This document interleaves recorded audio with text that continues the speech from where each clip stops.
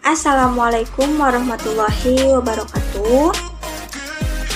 Perkenalkan, nama saya Helen Rizky Amalia dengan NIM 2892150-186, Fakultas Ekonomi dan Bisnis, Program Studi Manajemen Sore Kelas A, Universitas Pancasakti Bekasi.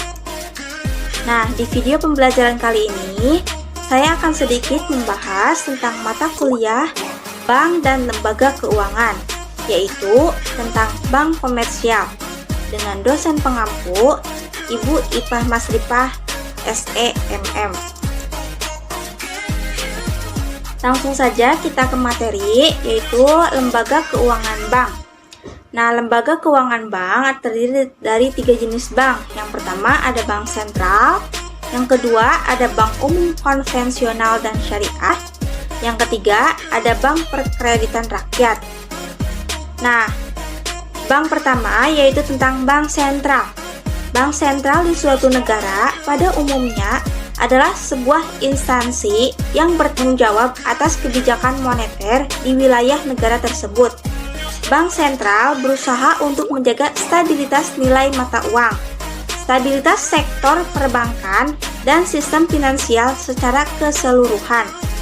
Bank sentral di Indonesia dilaksanakan oleh Bank Indonesia dan semula memegang fungsi bank sirkulasi serta bank to bank atau lender of the resort. Biasanya, pelayanan yang diberikan oleh Bank Indonesia lebih banyak pada pihak pemerintah dan dunia perbankan. Namun sekarang, sesuai dengan tugas yang tercantum dalam Undang-Undang Republik Indonesia Nomor 23 Tahun 1999. Slide selanjutnya yaitu tentang tugas Bank Sentral. Nah, tugasnya yaitu sebagai lembaga yang memegang otoritas moneter. Tugas Bank Sentral membuat dan menjalankan kebijakan moneter sebuah negara demi mencapai serta memelihara kestabilan mata uang. Kebijakan itu mempertimbangkan banyak hal, misalnya laju inflasi, perkembangan ekonomi, dan sebagainya. Kebijakan moneter ini ada yang untuk jangka pendek, menengah, dan jangka panjang. Nah, di Indonesia sendiri, tugas-tugas ini diemban oleh Bank Indonesia. Berikut tugas Bank Sentral yang satu ini secara lengkap. Tugas Bank Sentral yang pertama yaitu menetapkan dan menjalankan kebijakan moneter. Nah, Bank Indonesia membuat kebijakan moneter dan menjalankannya untuk mengontrol jumlah peredaran uang yang beredar dalam masyarakat. Hal ini sangat penting agar harga produk berupa barang dan jasa tetap terkendali dan sesuai dengan daya beli masyarakat. Tugas yang kedua yaitu mengatur dan menjaga kelancaran sistem pembayaran. Ada 2 sistem pembayaran yang kita kenal, yakni sistem pembayaran tunai dan sistem pembayaran non-tunai. Jika dahulu penggunaan sistem pembayaran non-tunai masih terbatas, saat ini teknologi sudah mempermudah kita untuk melakukan transaksi non-tunai hanya lewat gadget saja. Berperan penuh dan menyusun serangkaian standar, aturan, prosedur, dan kesepakatan tentang sistem pembayaran ini merupakan tugas Bank Sentral. Tugas yang ketiga yaitu menjaga kestabilan sistem keuangan. Tugas Bank Sentral yakni melakukan pengawasan secara menyeluruh pada aktivitas ekonomi suatu negara.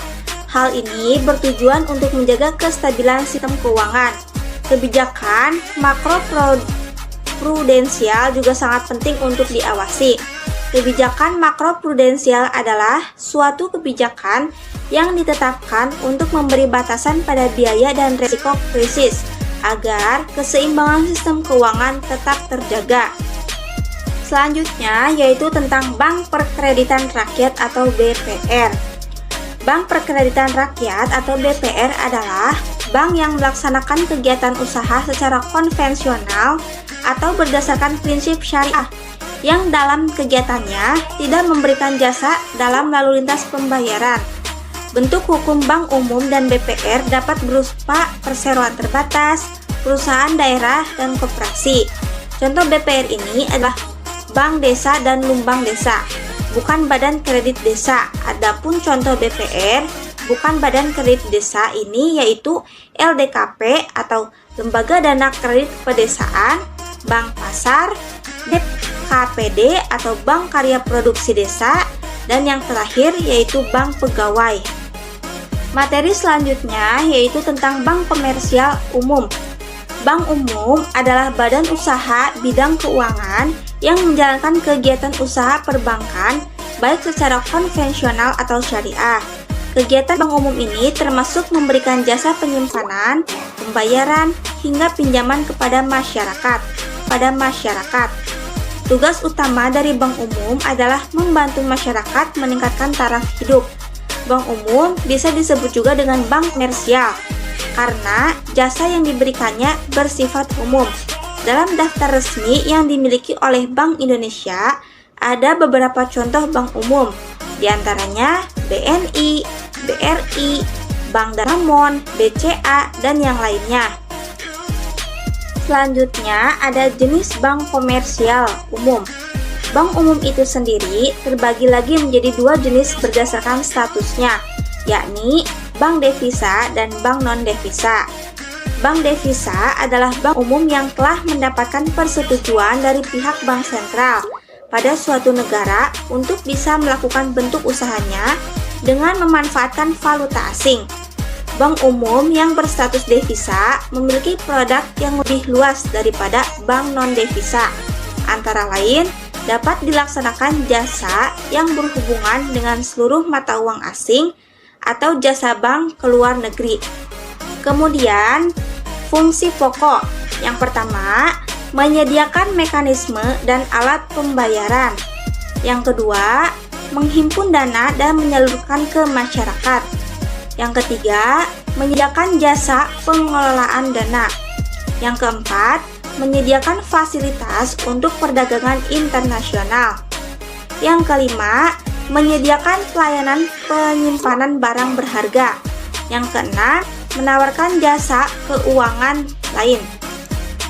Nah, sekian video pembelajaran tentang mata kuliah bank dan lembaga keuangan dari saya. Mohon maaf apabila masih banyak kesalahan dan kekurangan. Terima kasih. Wassalamualaikum warahmatullahi wabarakatuh.